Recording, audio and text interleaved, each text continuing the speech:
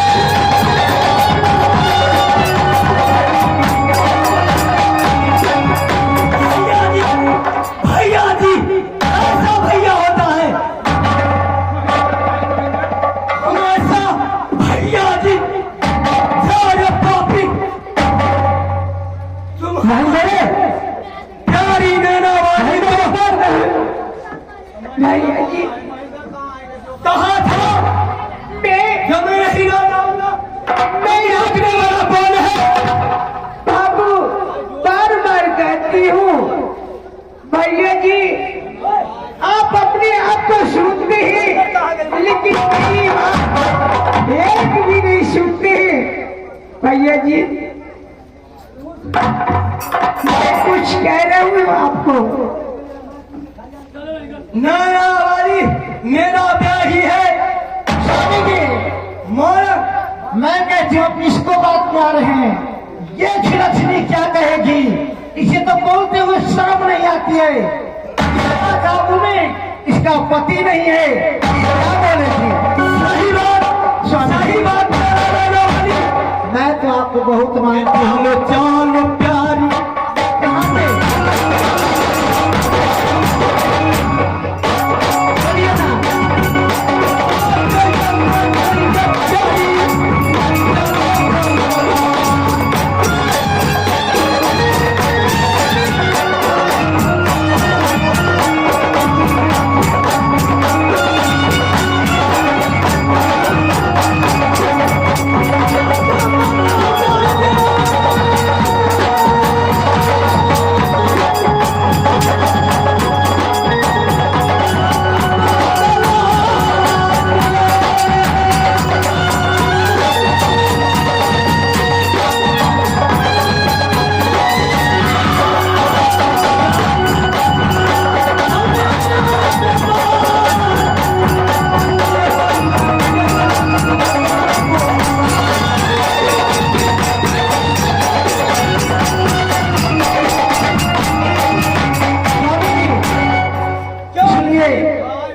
यहाँ जाने में से नहीं होगा। कम से कम तो उसको भी बात सुनी कि क्या करे ये। स्वामीनाथ, हे सती मुरंग वाली, अब कुछ होने वाला नहीं है। मैं जानती हूँ, मैं जानती हूँ। इन्होंने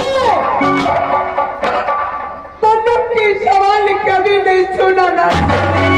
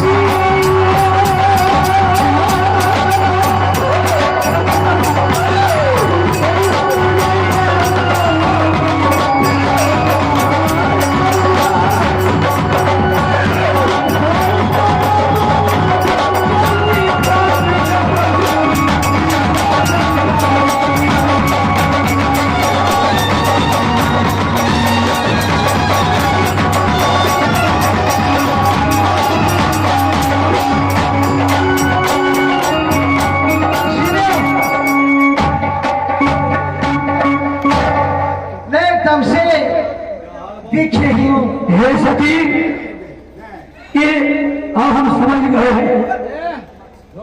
तुम भी समझ जाओ।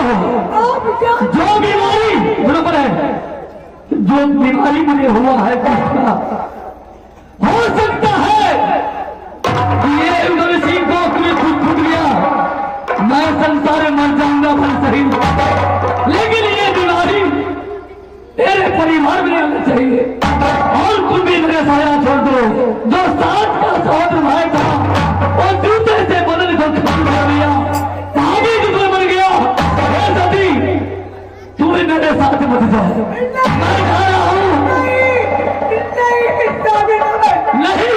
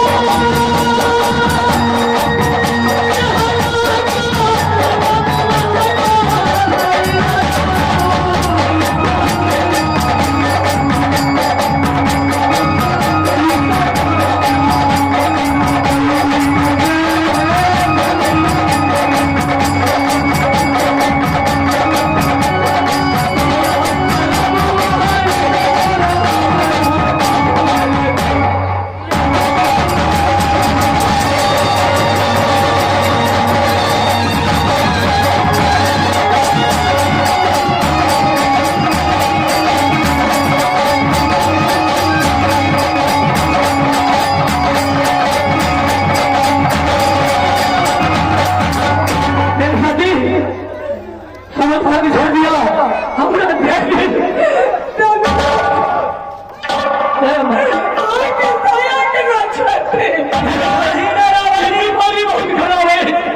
तू हमरा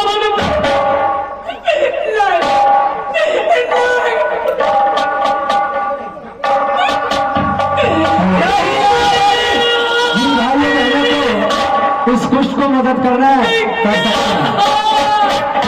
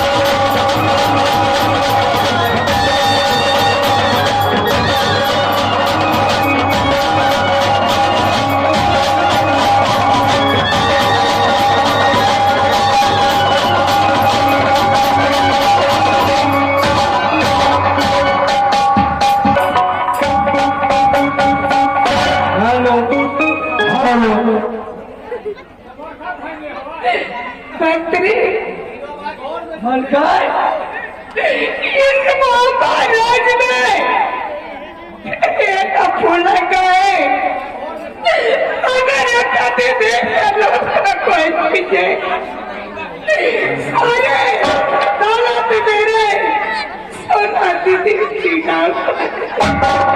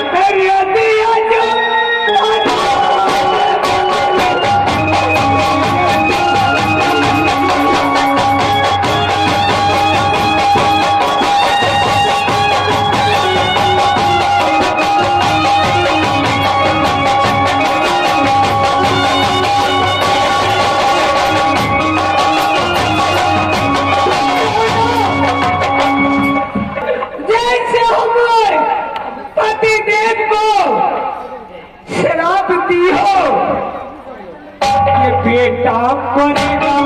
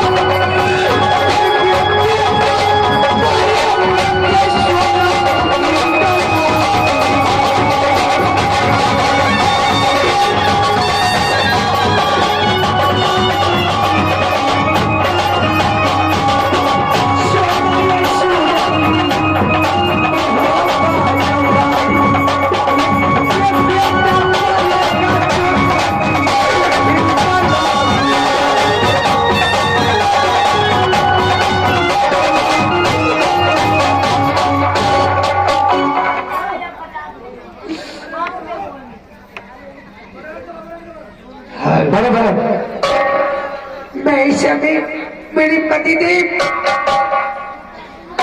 यदि भाभी और भाई साहब से माफी मांगा, उन्होंने